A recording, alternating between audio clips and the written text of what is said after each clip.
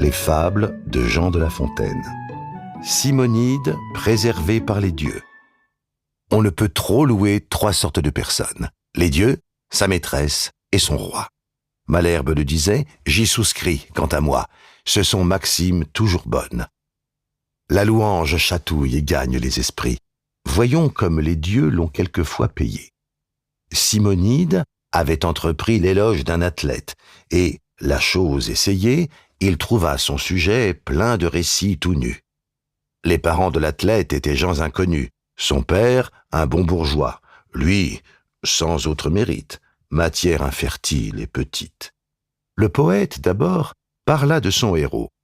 Après en avoir dit ce qu'il en pouvait dire, il se jette à côté, se met sur le propos de Castor et Pollux, ne manque pas d'écrire que leur exemple était aux lutteurs glorieux, élève leur combat, spécifiant les lieux où ses frères s'étaient signalés davantage.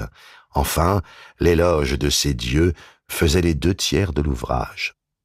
L'athlète avait promis d'en payer 1 talent, mais quand il le vit, le galant n'en donna que le tiers, et dit fort franchement que Castor et Pollux acquittassent le reste.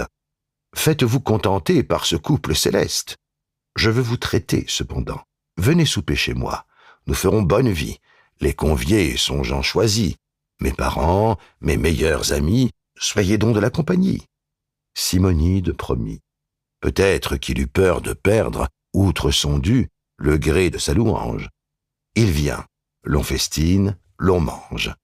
Chacun étant en belle humeur, un domestique accourt, l'avertit qu'à la porte 2 hommes demandaient à le voir promptement. Il sort de table, et la cohorte n'en perd pas un seul coup de dent. Ces 2 hommes étaient les Gémeaux de l'éloge. Tous 2 lui rendent grâce, et pour prix de ses vers, ils l'avertissent qu'il déloge, et que cette maison va tomber à l'envers. La prédiction en fut vraie. Un pilier manque, et le plafond, ne trouvant plus rien qu'il était, tombe sur le festin, brise plats et flacons, n'en fait pas moins aux échansons. Ce ne fut pas le pis, car pour rendre complète la vengeance due au poète, une poutre cassa les jambes à l'athlète et renvoya les conviés pour la plupart estropiés. La renommée eut soin de publier l'affaire. Chacun cria miracle. On doubla le salaire que méritaient les vers d'un homme aimé des dieux. Il n'était fils de bonne mère qui, les payant à qui mieux, pour ses ancêtres n'en fit faire.